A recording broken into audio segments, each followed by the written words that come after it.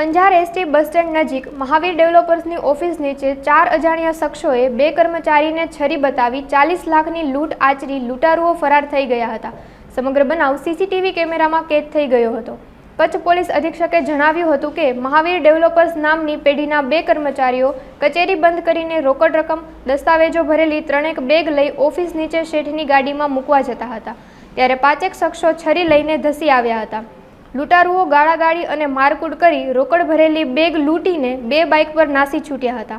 પૂર્વ કચ્છ પોલીસ અધિક્ષક, નાયબ પોલીસ અધિક્ષક તેમજ પીઆઈએ આ ઘટનાને સમર્થન આપી આરોપીઓની તપાસ હાથ ધરવામાં આવી છે। આજે અહીંયા સાંજે 8 વાગ્યાની આજુબાજુ અહીંયા અંજાર ટાઉનમાં એક જે મહાવીર ડેવલપર્સ કરીને છે એમની જે ઓફિસ આવેલી છે, ઓફિસના બારે સાંજના સમયમાં જ્યારે એમના કર્મચારી બેગ લઈને જે મૂવમેન્ટ કરતા હતા એટલે જ્યારે રોડ ઉપર આવ્યા અને ગાડીમાં જ્યારે બેઠવાનું થતું હતું ત્યારે પાછળથી જે છે 2 બાઇક ઉપર જે છે 4 માણસો મોઢા બાંધીને આવે છે અને જે બેગ એમને હાથમાં હોય છે એમના બેગ ઝૂંટવીને પછી નીકળી જાય છે।